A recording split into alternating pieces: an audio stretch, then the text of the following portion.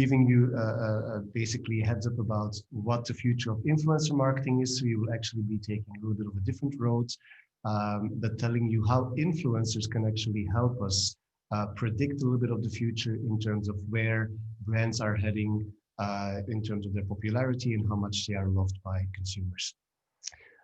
So first, a little bit about the importance of social media.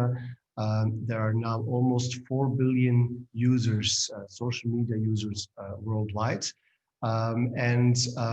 Besides the number, of course, being astronomical and in itself, showcasing how important social media really has become, we also have a few other examples here. For example, we see a picture here of a campaign that was done in Switzerland in light of the corona pandemic, where influencers actually helped the governments and institutions to spread the message about what people should be doing, how they should be protecting themselves, etc. So we see influencers also taking up a role in society, in communication, and helping, you know, government organizations, etc., to really spread also important information. In Western Europe, we have almost a 94% penetration rate of social media. So 94% of people use social media one way or the other, which is, again, astonishing. And that's also why it's worth repeating these numbers, because it just shows how pervasive social media is in our lives. And another anecdote is, for example, when you look at TikTok, TikTok hasn't been around for very long, but we see even political fights breaking out around the platform, where the US President Donald Trump was actually demanding that TikTok should be owned by US stakeholders, or they would even potentially ban it. So there is even political wars almost going on around the ownership of social media platforms, because the stakes are so high. So it again shows that it's not just about, you know, funky, funny apps, but there is a lot more going on behind the scenes that matters when it comes to social media. Now, just a few numbers, and I know that, you know, many people might think, yeah, the numbers, we know about it, social media is big, but even, you know, even if you're a social media expert, some of these numbers might still astonish you. The fact that, for example, last year between April of 2019 and January 2020, there were 300,000 new social media users in Switzerland alone. That was a rise of 7%. So even when we might think, hey, you know what, we are already at kind of the ceiling when it comes to social media users and audience, much less is true. There's actually still a lot of growth going on. There's still a lot of evolutions. We also see new platforms coming up, like we just mentioned, TikTok, which causes, again, additional growth into the market. So it is still a market very much in flux and very much evolving. In total, Switzerland has about 4.5 million users. A big chunk of those users can be reached from a brand perspective on Instagram and Facebook, as we can see here. There are people that can be reached through advertising on Instagram, for example, 3.10 million users, 3.4 on Facebook. So a really big part of the population can actually be proactively reached through these channels, which is, of course, a huge opportunity for brands, and most brands are also obviously also using those opportunities. Maybe one quick interesting statistic as well. When we look at, for example, 12 to 18-year-olds in Switzerland, according to one particular interview-based study, it shows that over 90% of that age group have the app TikTok on their phone and actively use it. So actually actively spend time on it. So whereas beforehand, certain audiences were difficult to reach, or were not very susceptible to certain types of advertising, etc., we see that also with these changes, the brands can now reach audiences across all social demographics, basically. So still a lot going on, and still a lot of change and evolution. A little bit about social influence marketing and how that is evolving on its own. First of all, it's worth mentioning a few statistics. Of course, you know what's in statistics, but still they always give us some sense of truth. The fact that most consumers, of course, trust an influencer more than other forms of advertising. The fact that, as we just said, you can reach most of your target audiences within specific age groups through social media, and that people actually proactively seek for influencers to get indications or get advice on new products, new services, interesting trends, etc., to help consumers discover what's out there, basically what's new and what's hot. All of those factors together created the situation where a lot of brands are now either intensifying their initiatives when it comes to social influence marketing or influencer marketing, or they are finally taking the steps to get on the influencer marketing train. So we see this reflected in the numbers. It doesn't really matter which market prediction you look at. Most of them are giving us an expected growth over the coming years of about 30% for the sector, which is of course huge. That is a huge growth number. And currently the market in the DACH region is already worth 1 billion. Now I have to say that this includes platforms and services, but it is definitely a number that again shows us that influencer marketing, as Jean-Marc also said, it is no longer just a small thing on the side. It is no longer an afterthought. It becomes more and more of an integral part of brands' marketing toolkit, basically, and how they reach out to people, how they connect to consumers, how they engage, get their message across, and tell a story as well. Now, a little bit about how influencer marketing itself is changing in a way. And I think that most marketers have been or are seeing an evolution in general when it comes to marketing. So whereas before, many organizations used to see as different marketing disciplines as kind of silos, and there was not much connection between those different silos, such as branding, PR, communications, etc. I think many organizations saw kind of a move towards connecting those different disciplines within organizations and having a more holistic view of what marketing is, what marketing stands for, and also what marketing needs to achieve within the company. So more and more marketers and organizations are creating connections between those silos to achieve more. Then, of course, what happens, X years ago was that influencer marketing also came kind of demanding its part on the stage. And so for a long time, we have seen that within companies, the marketing, the main marketing mix would consist of like the traditional topics, which would be branding, PR, communications, content marketing, of course, digital, connected or not among them, but that influencer marketing was very often viewed as kind of a little bit of an outsider, an add-on, an additional discipline. And what we are seeing now more and more is that many brands are actually trying to look at this from a different perspective now and create a connection also between influencer marketing and the other marketing disciplines, really making it a part of their main marketing mix.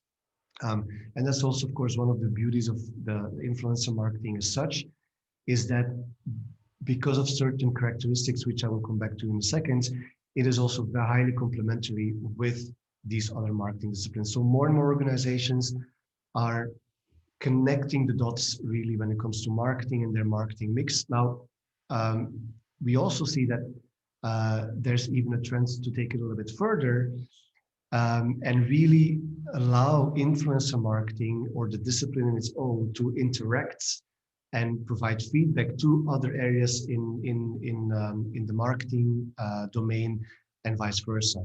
So we see a lot more interaction as well, not just the fact that influence marketing has become part of the mix, but there's also more and more interaction and cross-fertilization between all these areas. And that's really when you see efficiency popping up and where basically the sum of the components can become bigger than what it would be otherwise. And brands can achieve more with the same means, the same resources, etc.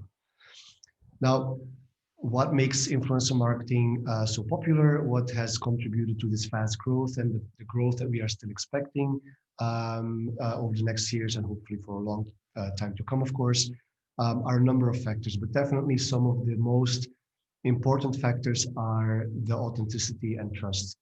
The fact that influencers are seen as still a credible, authentic source of content, of advice, of tips towards consumers. That really helps brands to connect to those consumers kind of through the influencer voice. So we really see that there's consumers also respond differently and look at influencer marketing differently as they do, for example, when it comes to traditional advertising, etc. So there are also, of course, other factors like the reach, the fact that you can reach specific target audiences that might be hard to reach in different ways.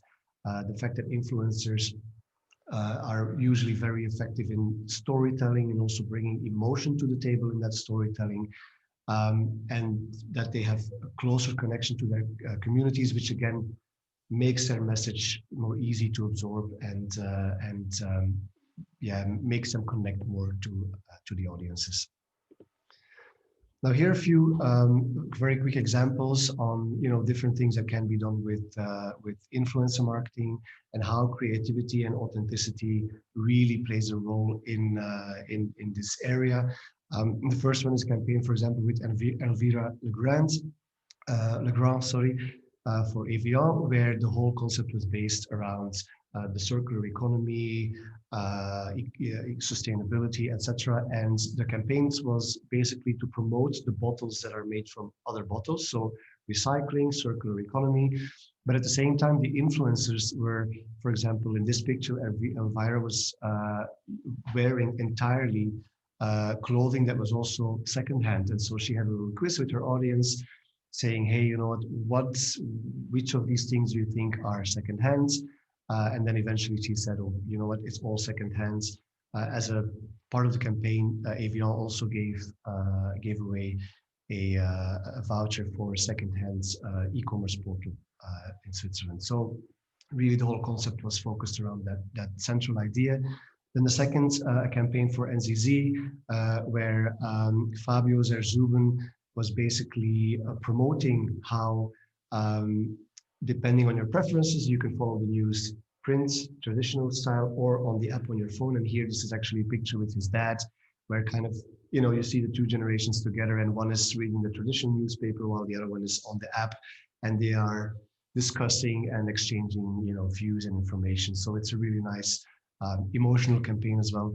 And the last thing, a little bit more funny for Valiant, where one of the influencers actually hid a purple backpack in somewhere in Switzerland with 500 francs in it. And through giving tips and tricks, they would lead the people to the backpack, and the first person that would find it would just be able to take it and walk away with it, winning 500 francs and a colorful backpack. So, you can immediately see that how this authenticity, this creativity really connects to people. Very quickly, the question that we had based on all of this was, okay, we know that influencers are usually younger generations. They are trend sensitive, front runners. They have a more proactive behavior towards understanding brands. They have also a closer relationship with brands, and they get a lot of input from their network, right? They interact with people all the time. They get a lot of feedback, comments, etc. So our question that we asked ourselves was, how much of a live barometer are influencers really for predicting where brands are heading and what the future of certain brands is? And so we set out to investigate this, and that's how we came up with the Brand Indicator Switzerland study, which is a completely new way, really, of evaluating brands according to a few parameters. So, what is Brand Indicator Switzerland? Brand Indicator Switzerland is basically, it's a study that we do together with consumers and influencers alike. And the objective is really to evaluate how brands are performing on two specific areas. First of all, emotionality. So are they liked by consumers and by influencers? And to what degree? How popular are they? How loved are they? And then on the other side, how relevant are they according to those same people? So based on these two dimensions, we asked both consumers and influencers to evaluate brands with the strong assumption that the influencer opinions would actually be more future focused and giving us a view ahead. Exactly because, of course, they are front runners, they are trendsetters, and as their name, the definition of influencer, we can assume that they will influence the population in a certain direction. The two main differences, or the two main innovations in Brand Indicator Switzerland is that where most studies will talk about parameters such as trust, quality, and image, we only chose two parameters, so relevance and emotionality. And like I said, by working with influencers, we really hope to give a glance into the future, what brands can expect. Just a little bit of numbers. So we worked with over 1,600 consumers in this study and over 280 influencers. Now, the expectation, of course, is that the population or that influencers are kind of, again, a barometer of where brands are heading towards. And when we look at the general results of this study, we have seen that there is always some degree of difference between influencers and consumers. And very often influencers are more positive in their evaluation of many brands than consumers are. Now, we will come back in a second as to why that might be the case, but that was a very interesting assumption or a very interesting learning from us. Now, why do we believe that influencers have somewhat of a view into the future, or why do we believe that there might be a difference between the influencers and the consumers? First of all, of course, because of the influencers will exert a certain impact over time when they promote certain brands or talk about certain brands, give their opinions. They're also trend setting and trend spreading. So they they don't just set trends, but also help them grow or become more widespread. They're usually younger generations. So we can expect also younger generations to grow over time in terms of what their share of consumer spending is. And so automatically you will see kind of an evolution of spending patterns in the direction of what influencers and younger generations are thinking or how they see brands. Information, of course, as well. Influencers have more information usually about brands. They communicate more with brands. But also, and this is also where the opportunity lies, why can we also expect the consumer opinions to go towards the influencer opinions? Because brands can, of course, take action. And so if we see that, for example, there is a huge potential in the BIS study for certain brands to move upwards because influencers are very positive about the brand, and we see that consumers have not caught up with the influencer opinions yet, it gives brands an indication that they might have to invest in more communication, for example, etc. So they can, of course, help to push their brand into the direction that they want to go. So that's also the opportunity that BIS uncovers for many, many brands. Hold on. Yeah. Just in general, there are different insights. We have general insights, like we just said, population versus influencers. There's usually a difference between how the population and how influencers evaluate brands. Sector-specific insights. So we see that there's a big difference between the overall performance of certain sectors in terms of how are brands as a group together, as a sector, able to respond or to adhere to the needs and the wishes of consumers. And we really see that there are a lot of differences there.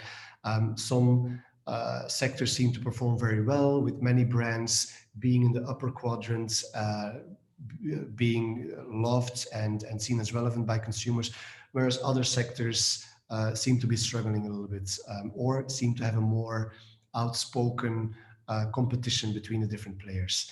And then also brand specific insights. We have the leaders, we have the laggards. Some score better than others. Some have a very distinct performance according to social demographic filters. So for example, they might score very well with young people, but not with older generations, or vice versa. So there are a lot of brand specific insights as well that we could learn. And of course, the most important one being, where is a brand headed? And if it's in a good direction, how can a brand kind of I would say provide a boost to that evolution, or if it's in a negative sense, if the influencers rate the brands more negatively than consumers, how can they potentially counter that potential future evolution of their performance? And this is just an example of the telco sector where we included quite a lot of players in the study, and you can see that there are clearly leaders and those that lag behind. So you have the leaders, Swisscom and Sunrise. You have the ones that are for now kind of a little bit stuck in the middle, perhaps Salt, UPC. But then you also have the ones that lag behind, Wingo, Yallo. Usually the younger players, we see them lagging behind a bit. And of course, this is very interesting because it shows that one of our assumptions that we made, that communication is definitely very important in making sure that you score well here, that consumers know what your values are, what you stand for as a brand, etc. That is really important. Younger companies often didn't have the time yet to establish themselves as much as Swisscom or even Sunrise. And so that could be a potential explanation of why they lag behind. We also see here the red dots are the influencers. Influencers are usually more positive about most of the brands here than the consumers. There again, they have more information. They have more connections to those brands. And so it again indicates to these brands, hey, you still have space to evolve positively if you invest in the right initiatives. Just a few quick examples on how dynamics can be different. I won't go into all of the details of the brands, of course, but for example, when you look at payment providers, you also see that you have the leaders and then the ones that lag behind. But for example, it's still quite evenly divided. When you look at telco, consumer electronics, for example, there you really see that the sector dynamics are very different. So you have the ones that are leading, especially iPhone and Samsung, of course. But then you have a few kind of starters, young players who are struggling. So they are lagging far, far, far behind, which is, of course, it shows that they have a big challenge ahead to catch up. When we look at FMCG retail, for example, we see that there are almost no laggards. We see Carrefour here lagging behind, but then again, when we look at the results and we place Carrefour in specific regions, for example, then we really see that Carrefour scores a lot better, for example, in the French part of the country, whereas it doesn't score well in the German part. So again, there are some factors that explain this difference. And when we look at new technology, for example, smart home like Alexa, Echo, Sonos, etc., basically all of the brands are scoring badly. So they are not very popular, they're not very loved, they're not seen as relevant. So these brands have a big challenge ahead to change the way that they are seen individually, but also as a sector. There is a huge challenge, but possibly also an opportunity, of course.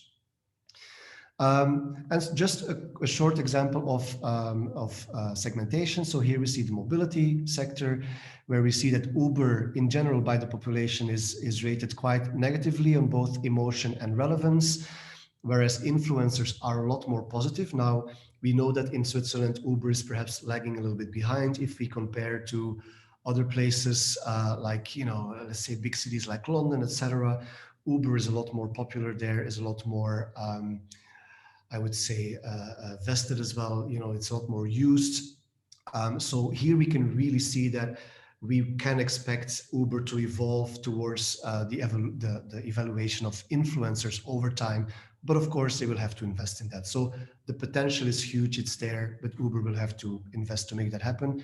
Then again, if you look at younger population on the right, we can clearly see that when we only take younger people, Uber already scores a lot better.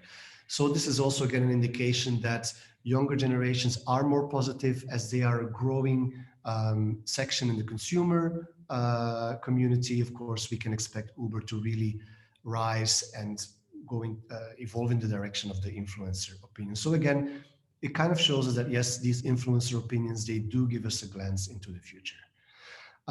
Some other quick segmentation examples, Sunrise, for example, or the telecom sector, where we see brands like Swisscom scoring significantly better with older generations, whereas Sunrise is again significantly better with younger generations. And when you take the older generation evaluation of Swisscom and the evaluation of Sunrise of younger generations together, they are almost equal. So again, the demographics have a big impact. We look at Boom, for example, which is a young technology brand. Again, young people score it a lot better. Carrefour scoring a lot better in West Switzerland than in the country as a whole, which also makes sense. And Zara, for example, again, when we look at the female consumers, they score better. They go from one quadrant into the other. And then when we just look at young people, they perform even better. So again, there we see that the social demographics really make a difference in how brands are perceived by the consumers. Very quickly, a few potential reasons why there is this difference, and we've spoken about it already. But for example, if influencers are more positive than consumers about a certain brand, it might be that the brand needs to communicate better about its USPs, its value proposition, what the brand really has in store for consumers. So more communication, more marketing, working with the right people to get the message across to consumers. That is really the message there. When there is a negative difference, influencers score the brand less well than consumers, then of course there might be an issue. So maybe the brand is getting out of fashion, or there is new upcoming competition which is regarded as more appealing, more future oriented, better prepared for tomorrow. So then the brand really has to reflect on what is happening and of course try to close that gap or move in the opposite direction. So this also provides a good base for potential future research and deep dives.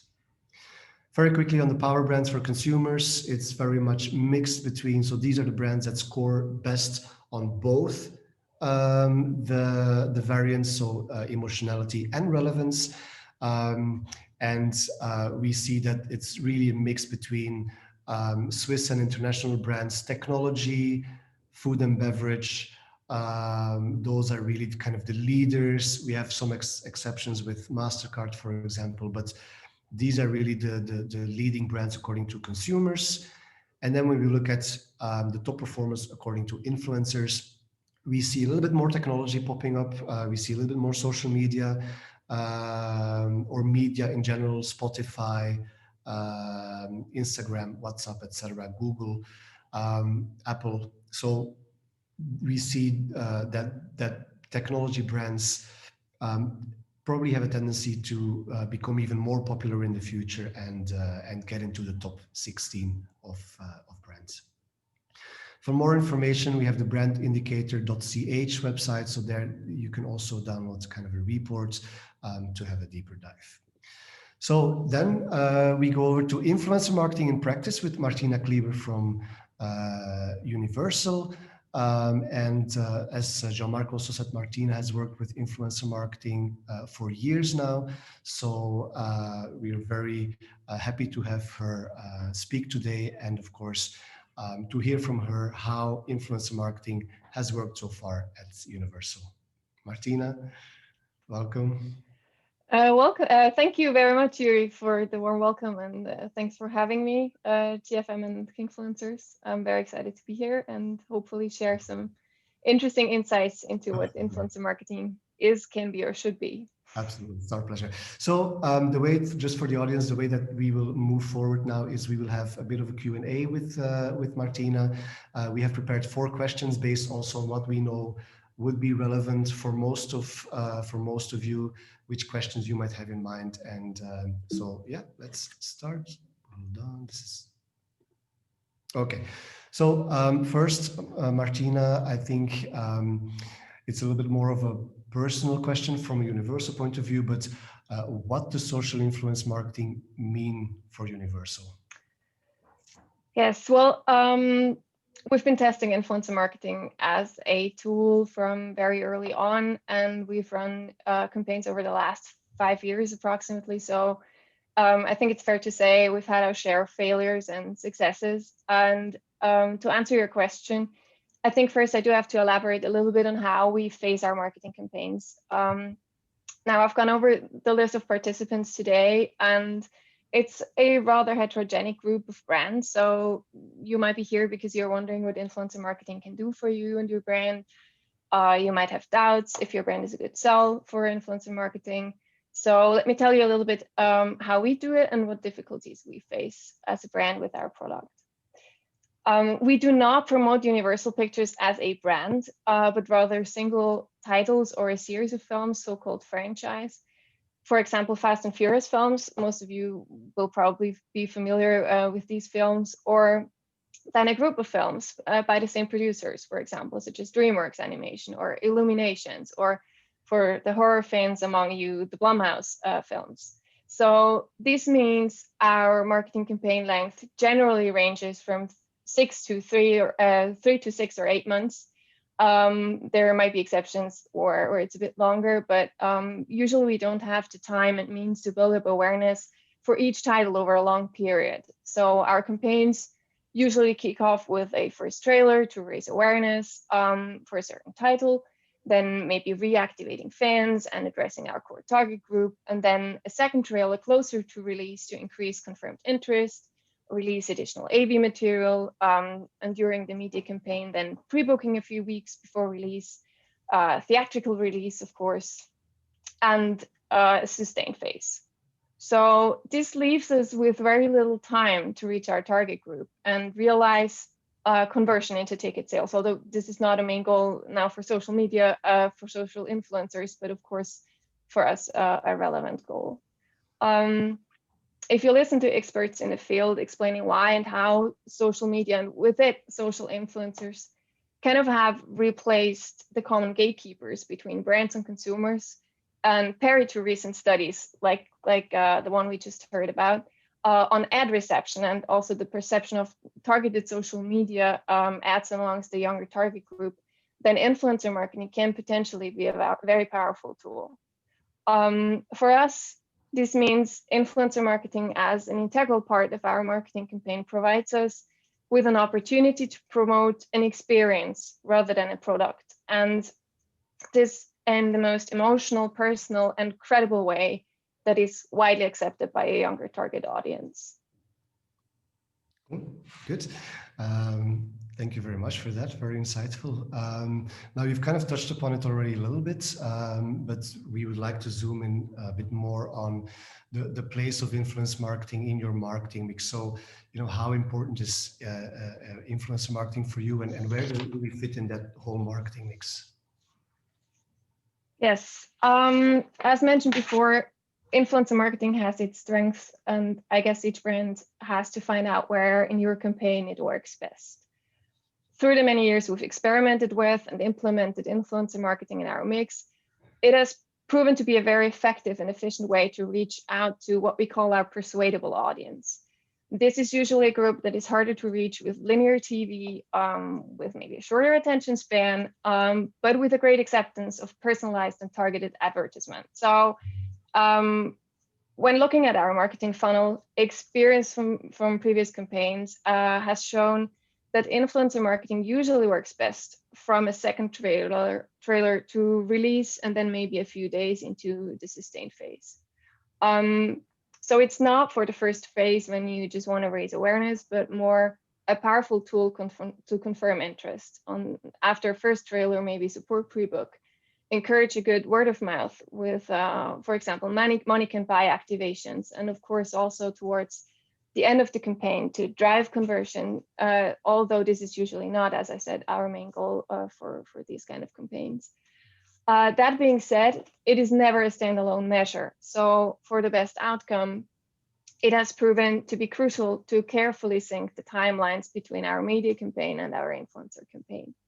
So each and every touch point ideally links to a campaign tentpole, picks up some new hot AV content and supports a specific campaign goal, as mentioned before, we have the advantage that we promote a very emotional product, and we have AV content, and our target group is usually very susceptible for AV content. So it might be, you might have to be a bit more creative to implement it, but when you do it right, it can work out really well. And if done right, and I will get to some nice examples later, then influencer content can be used in a second life cycle too. It can culminate into another campaign highlight by creating, for example, press coverage, or having a second life on a brand's platform in an own space or in a social community, or even as advertising material. Yeah, and I think that's also very interesting what you just said about where influencer marketing for you sits along the customer journey and along the whole kind of marketing flow, because for each brand that is different, right? Yeah. We'll use it more in the awareness phase, whereas for you, it's more the phases that come afterwards, or kind of in the middle of the whole process, which is very interesting. And you have to be aware of the narration of the story you want to tell, right? You can't just have gaps in it. So you want to find the space where it fits in best. Yeah, absolutely, and that's very relevant, and that's also, I think, one of the key factors to make it work eventually. So yeah, absolutely. What are some of the successes you have achieved, and why do you believe influencer marketing really contributed to those successes? Well, I'd like to briefly touch upon two specific campaigns from the past that show very nicely what can be achieved with influencer marketing when done right. I won't go into the specific of the general campaign, that would need too much time, but I think from the campaign timeline that I illuminated a little bit before, you can see where it ties into the campaign. So in early 2018, we've released the third installment of the infamous 50 Shades trilogy, 50 Shades Freed, also called the film everybody saw but is afraid to admit. Our goal was to reactivate the viewers of the first two installments, reach out to fans and readers of the book, of course, and then generally broaden the audience, selling the film's very specific special appeal and spike curiosity amongst the target group, making this an unmissable cinematic event. We sourced for and matched with 3 groups of influencers. There was a third tier, kind of at the base, of mainly female content creators, who got a very special handcrafted invitation to a elusive and exclusive premiere at the Corso in Zurich, with a warm-up event and an after party with the Circus Olala and the Club Mascot. So we really tried to provide a very special event premiere and a special occasion for this campaign. The second tier of influencers we called ambassadors. Those supported our campaign from early on, from the first trailer that was, I think, 3 months before theatrical release. They recreated famous artworks of the franchise. You might be familiar with one or the other, but in a very personal and glamorous style. So they reignited the fan-based excitement for the franchise with each touch point. Their timeline then culminated in a money can buy activation in the form of tickets for their community to meet their favorite influencer in person and accompany them to the event premiere. And then finally, the first tier, consisting of our main ambassador, who shared the timeline with tier 2, but then got to travel to Paris and meet Jamie Dornan in person at the grand world premiere. What have we achieved with this? With roughly 13 Instagram posts, we've had a massive reach of almost 500,000 views, resulting in a very respectable CPM of 44 Swiss francs. But what these numbers don't tell you is that we had massive amount of additional created content by our guests around the event premiere. So in addition to our main goal of creating a social media big bang, we've overachieved by massively growing our Instagram community during this campaign, doubling our numbers. And on top, the exclusive premiere and our guests created press coverage in relevant media outlets and made our film the unmissable cinematic event and essentially helped sustainably grow our community significantly. And I think that shows very nicely that when done right, you can have that second life cycle, you can have additional value, and you can also succeed with a secondary or maybe a third goal. And I'd like to talk about the second campaign that is very different to the first one, but also very interesting. In 2019, we brought Fast and Furious Hobbs and Shaw to the theaters. This campaign didn't stand out because of an elaborate timeline or multiple tiers, but because of the perfect match we've made. We've challenged 2 top Swiss influencers to create their very own Hobbs and Shaw trailer, engaging their community and activate them as best they can to go see this film. There was a bit of a dispute around this title because for those of you who know, Vin Diesel wasn't part of it, so some call it a spin-off, but it was important for us to present it as part of the Fast and Furious film universe. Therefore, we had to find content creators who could tell this story, and both selected influencers were huge fans of the franchise, and they were so excited to be given a quasi-carte blanche that they delivered absolutely standout content, posts on top, and came to the premiere of the film. So this campaign went so viral. We had over 500,000 impressions on Instagram, landing an absolutely extraordinary CPM of 11 Swiss francs. This is just, we were blown away by this, and it was, we're still so happy about this campaign. And it shows nicely that when you find an influencer that is excited about your brand and tells the story right, and you match not only with the influencer, but with the community, you can have a great success. And I think here you really touched upon these 2 main, factors: the authenticity, the connection with the community, that is super important. But then also as a result of that creativity and that connection and the match, which I think is a really crucial word, activating that community and achieving those ripple effects where people start talking as well, start posting, start communicating, and you really have those waves of additional benefits that come from it. So that's a really great example. Thank you for sharing that. And then as a last question, I think this will be very interesting for most of the participants today. What would be kind of your key learnings or key success factors that you would like to share with the audience? Well, that's a great point to close with. I'm sure you're excited to hear from the influencers too, but I'll make it brief. Let me assure you, we've done it all wrong and right, but this is kind of what we've learned and what we try to live by when we create new campaigns. First of all, make the perfect match, and not only with the influencers, but with the community. Yeah. Agencies offer expertise and data to source for the perfect influencer or ambassador for you. I often hear the question in panels or in discussions, who is the best influencer? And this often results in ridiculous hit lists where Roger Federer is always under the top 3. So yeah, this might not be the best way to choose your influencer. So try and invest time and expertise to make the perfect match. Get yourself some expertise. It's worthwhile to take a closer look into the statistics of an influencer, his community, and his account before you brief and board. I mean, it's nice if you can afford Roger Federer or if you have a Jamie Dornan on your hands, but most of us can't and don't. So I dare say you might be spending your bucks better by choosing a smaller or more homogenic community to talk to through an influencer, and hit lists are not a substitute for expertise. So there is no way to tell who's the best influencer. See the content creator, not the platform. Influencers are more than just a number on their profile.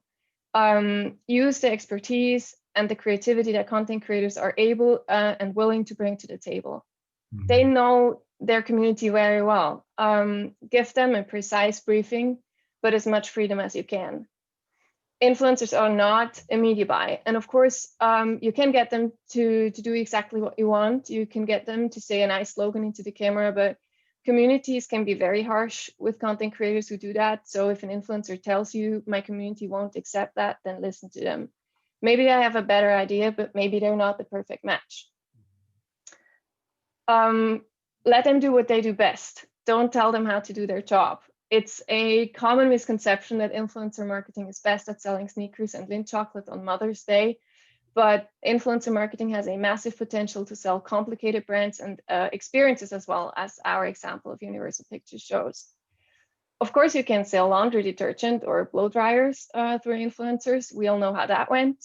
But if you think about the story you want to tell with your brand, influencers can offer you a targeted, personal, and credible voice to tell that story. And finally, be creative and be bold. Don't just spend the extra bucks you saved in an expensive media deal on influencers because it looks good in your campaign, but make it an integral part of your media mix to target an audience that is otherwise harder to reach, and carefully sync the timelines, tying it neatly into the rest of your campaign for the best results. Well, Those would be my I couldn't have said it better. So, thank you very much. Those are really, really great learnings. And like you said, I think people are also very interested in hearing from our influencers and content creators. Let's hear it from our real brand advocates. So we have Antonella Patitucci and Steven Epprecht. Antonella is actress, presenter, coach, and content creator, and Steven is founder of Strategy Leaders, also consultant at Strategy Leaders and content creators. So obviously, probably both are very well known by most of you. So welcome, Antonella and Steven. Hi, thanks for the welcome, and thanks for the interesting presentation so far from the both of you. Yes, thank you so much. I'm sorry you can't see me anymore. I think you have to make me to a co-host, or we just do it without the face, if that's okay. Let me check. Jean-Marc, do we have any issue there? Yeah, I've made Antonella Yes, call. now, perfect. Hello. Wonderful, good. I suggest so we will follow the same format as with Martina. We have prepared a few questions, and of course, we would like to hear from both of you. So let's just have an open discussion. I think Martina already gave a lot of very interesting points, and together with what you two bring to the table, I think we will have created a really good overall view of influencer marketing and how it works and what the power is and the learning points. So a first question that you have probably heard a million times in your life already, but according to you, what are the requirements really to be an influencer? We all see the memes and the things, the jokes sometimes that nowadays everyone wants to be an influencer, but only very few succeed. So what are those requirements in your opinion? Well, in the end, it looks easier than it is, and this is also what I heard from my friend, hear from my friends all the time. Well, it's just posting pictures and you earn a whole lot of money, but it's not just done by that, because it's actually the requirements you need to have if you want to be an influencer is you need to be willing to put a lot of amount of work in that, and to be very passionate about the topic or your main topic on your account, and to let your community be part of that, and also to interact with your community and to engage with your community, because it's not just done by posting pictures or story, because they somehow want to be part of your life.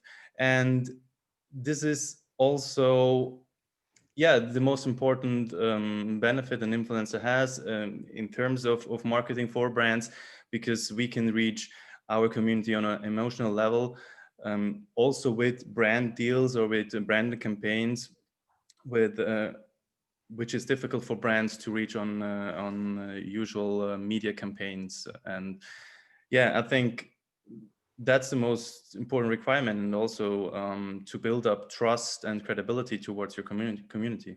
Yeah, absolutely. Antonella? Yes, I totally agree to Steven. And I also think it's very important that you find out what kind of type of influencer you are. If you more I think everyone who knows me, I speak a lot, and I know my community likes to listen. They even listen to a 50 minutes talk, or if you're someone who is creative and does only stories that is like with written content. And I think that's, you have to find out who you are and what's the best for you, and then stick with the decision you made. And so you build a relationship with the community. I think if I wouldn't talk anymore, everyone would write, Antonella, are you okay? Like, what's wrong with you? And I think that's also important, that you have to find out who you are and what's the best way that you present yourself. You really create like, it's like a personal brand that you create, right? You're not just a person, but apart from that, you also become your own brand as a person, with all the factors that a brand has. So I think that's it's a very kind of complex kind of picture that you need to create and uphold about yourself. And totally, because in the end you're a brand, and you also need to have some kind of strategy how to be present on the different channels, and even decide on what channels I'm going to be active on, and or maybe is it more, I have more like video content, so I choose YouTube, or I'm more like pictures than Instagram, or more short videos, so TikTok. So definitely it's like an own brand, and you have to made up those thoughts about your strategy and how to communicate with your audience. Yes. So I think you've already touched upon some of these topics, but what would be the for you, in your opinion, the key ingredients to create value for the brands you work with? And maybe we start with Antonella this time. What are those key ingredients to really make sure that when you work with brands, you create value for them, right? Well, I think the most important thing is that it's a match. You have to use the product, or if you, it just have to match.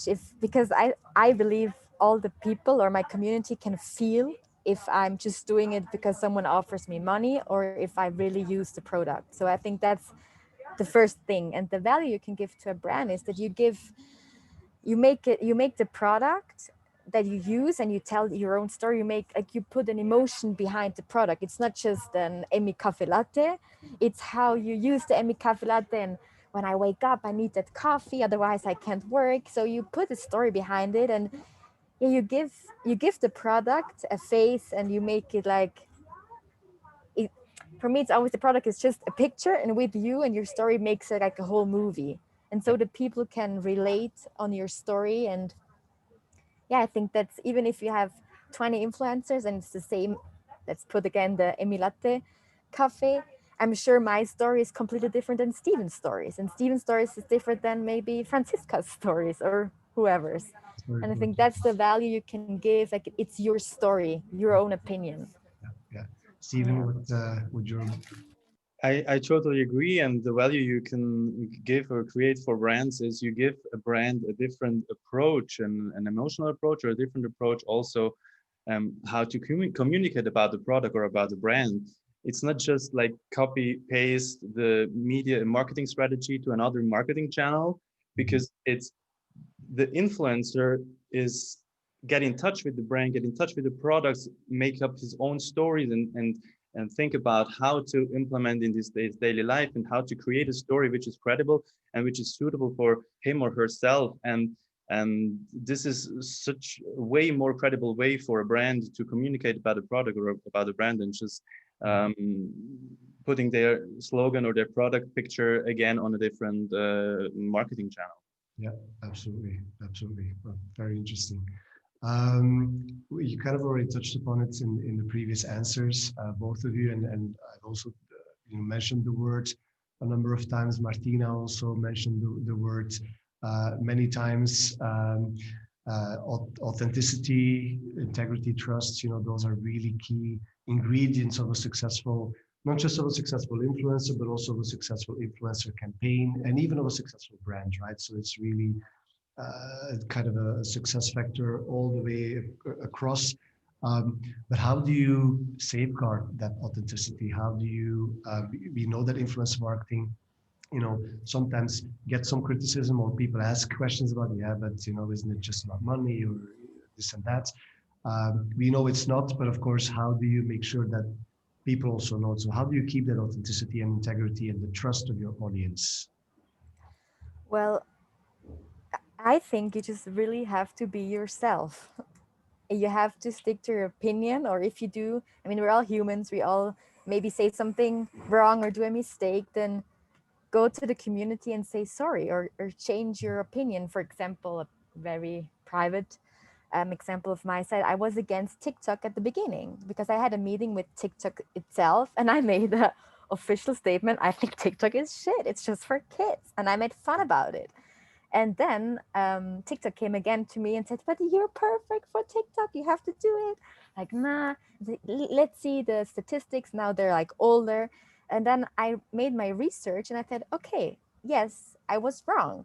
But I couldn't just go up on TikTok and say, hello, here am I. So I had to tell my community, I'm sorry. And I had to rechange my opinion. I even made, I wrote in the caption, first I hated, then I laughed, now I'm copying. Yeah. That you have to talk about it. So, okay, yeah, I was wrong and I changed my opinion now. And so I think then you stay authentic, Yeah. but you have to be honest, even with all your mistakes, with all your, all your ups and downs. You have to share it with the community. And then I think you're always safe. Remain human, right? Remain. Yes, exactly. Stephen, how do you do it? Yeah, I mean, it's already said, like, I think also from Martina and Antonella, the most important thing is, as an influencer, if I get into collaborations with brands, that I can stand behind it, and that it's me, and it's suiting my lifestyle, and it's not just done by money. And there are people doing it like this, and this is why there are like some negativity about influencer marketing, because unfortunately there are like people that just do it because of the money and they're not very passionate about it. But you can see it, and I think this is not working out in the long run. But for me, it's very crucial that I can stand behind the product, behind the brand, because I'm also standing with my name there. And I differentiate, for example, from if I get a request for a job as a model or as an influencer, I quicker do a job as a model, because there I'm okay, I give him my face, but it's not my name behind it saying like Stephen Eppert recommends this. But on my own channels, I recommend this, and I have somehow a responsibility towards my community, because they believe what I do in the best case, otherwise I'm doing my job wrong. But you have kind of relationship like towards a friend. So you need to be aware, or I'm questioning myself, would I recommend this to my mom? Would I recommend this to my friend? Because they trust in you, and you have a credibility, and you shouldn't play with that. Otherwise, it's not working out in the long run. And yeah. And I think that's also how you see, influencers that are successful and that remain successful is exactly because they do these things right. And like you say, if there are always, people that have different motivations, but then they they don't slip through the mazes for very long, right? At some point, people catch up on it, and then it's game over for them. Yeah, I mean, as Antonella said, I mean, we all do mistakes, and of course, there is maybe one or two campaigns afterwards. I would say you shouldn't have done it better, because you were questioning it, and then for some reasons you got convinced maybe by the brand and so. But the most important thing is really that you only do what is you. Yeah. Okay. Good. I think it's good advice even in life. So awesome. Stephen, let's start with you also, because of course, from your own experience and being the founder of Strategy Leaders, what are the biggest trends and evolutions that you see in the field of marketing, and how do these impact brands, but also brand advocates such as yourself? Also, in COVID times, for example, a lot of things have been changing even faster than before. So what are those trends, those changes that you see and predict maybe even? I think, the trends in marketing goes that in that direction, that consumers get more involved in the marketing strategy of a brand, or I think mainly through social media, that they can interact more with the brand.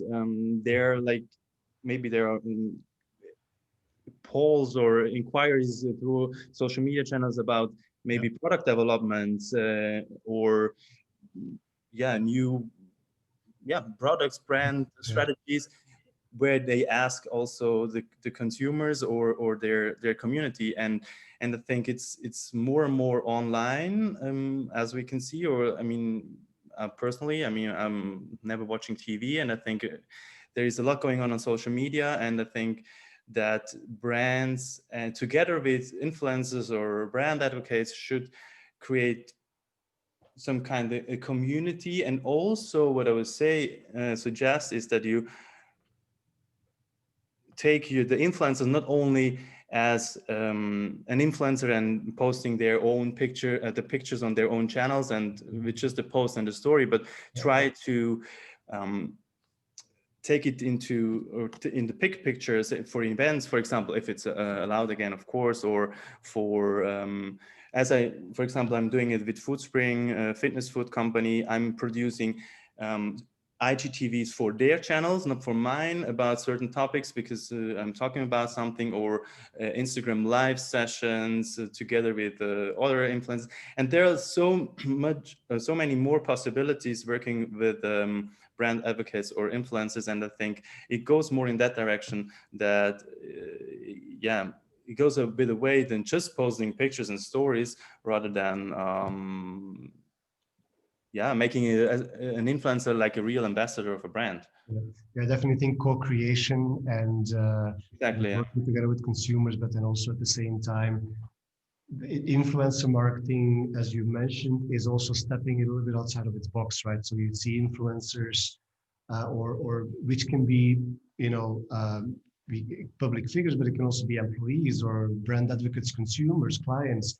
You also see them stepping outside of the digital world, events, etc., and then back to the digital. So really closing that loop is something that we've seen as well. Yeah, exactly. For example, also the employees. Don't forget about your employees.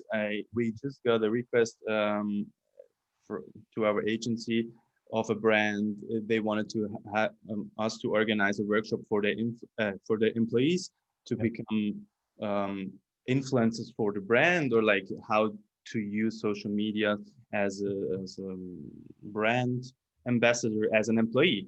And I think there are so many more possibilities in social media marketing what you can use. Absolutely. Antonella, which trends would you kind of point out as the most relevant in your opinion at this moment? I mean, Steven said it already a lot, and quite well. I couldn't say it better.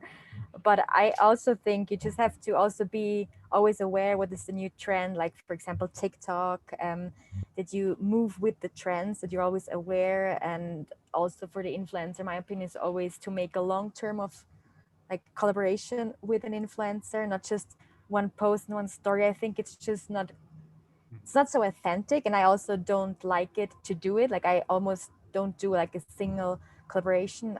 It's rather that you really put a story around it. For example, I work in the next year with BaseFit, and I do every month a post or an Instagram reel, so my community really sees I'm working out at BaseFit. It's just not just one post.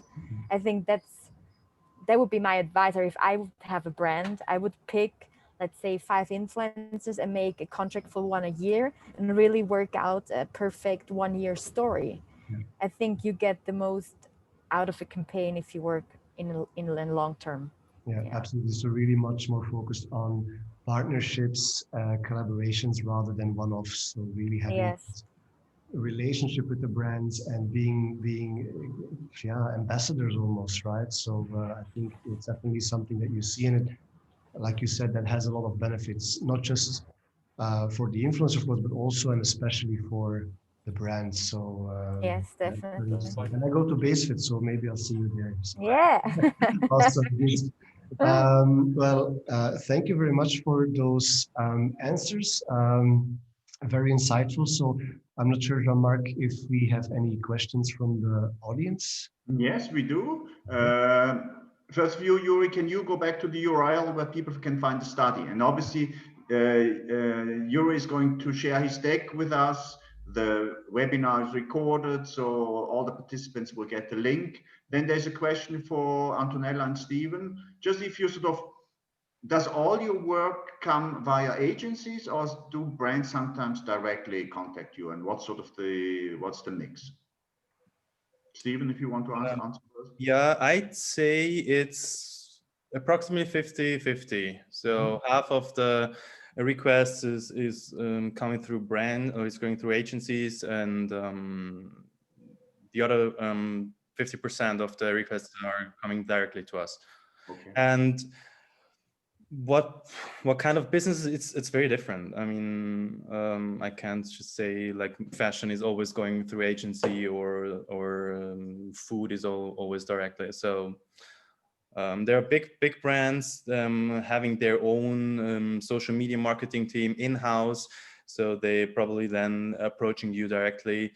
And maybe then some smaller brands, they're not specialized in influencer marketing. They might going through agency to get help in finding the right influencers. But it can't be generally said it's this or that.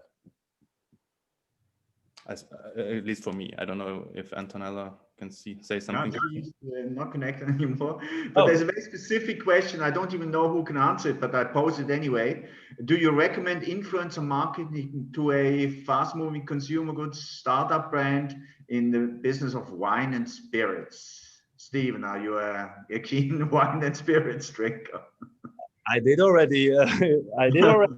Have the advertisement for wine. I love wine. So, well, yeah, why not? I mean, all right.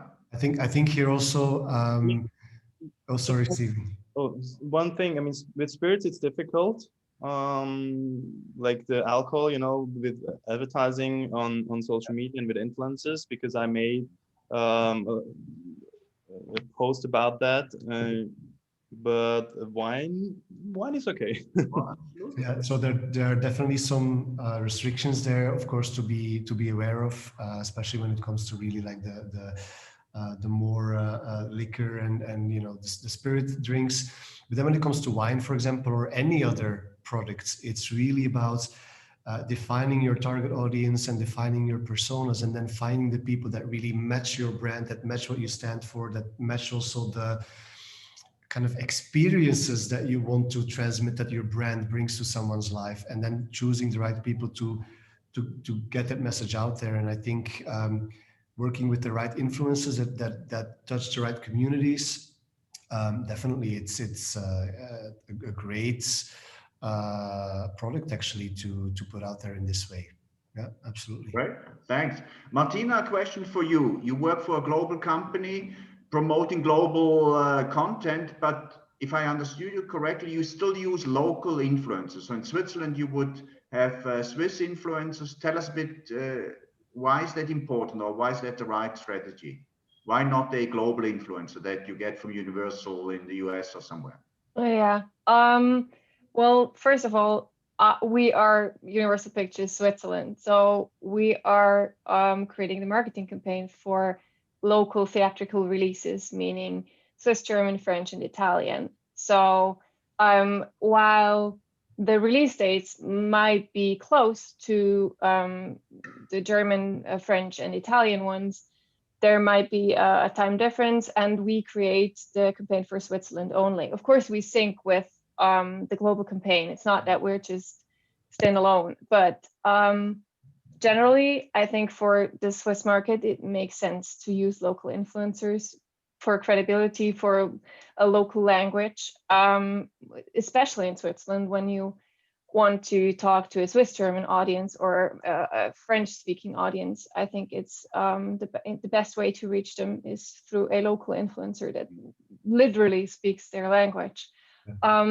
Of course, there are global initiatives sometimes, or maybe like encouragements to sync campaigns if possible. I think that's a good way. if release date is global. But generally, we concentrate on the Swiss marketing campaign. So that is why we use local influencers. Otherwise, you lose a lot. Like you can never be sure not to lose a community to Germany and France, because of course we have spillover. But yeah, that's just how it is in Switzerland due to the different languages. Maybe like to, oh, sorry, Martina. No, I'm done. I would maybe like to add that, you know, for whatever product or service or brand trying to promote in this way, there's always this local connection, which is important, right? And people, although we live in a global world, but people always feel more connected or identify more with what they know is closer to them. And so, of course, you identify more with Steven, for example, when he promotes a certain movie than you do with Vin Diesel, who is, okay, he's a huge American star, but yeah, you know, it's not really from around here, right? So, so the connection that local influencers can make and the credibility that they can give as well, you know, because people identify with it is of a different nature. So there's always this local aspect that really is a lot more impactful. And of course, even though maybe, you know, Swiss influencers, maybe they don't have millions of reach, but they have the right reach and they reach exactly the right people in the right communities. So. Good statement to close with. Thanks, Yuri. Thank you, Martina, Antonella, Steven, and Yuri. And of course, thank you for listening to us today. This was great stuff about marketing influencers. It's a bit early to already wish you a Merry Christmas, but thanks a lot for your attention and have a wonderful evening. Goodbye. Thanks a lot. Thank you. Thank you. Bye. Thank you very much. Bye-bye. Thank you.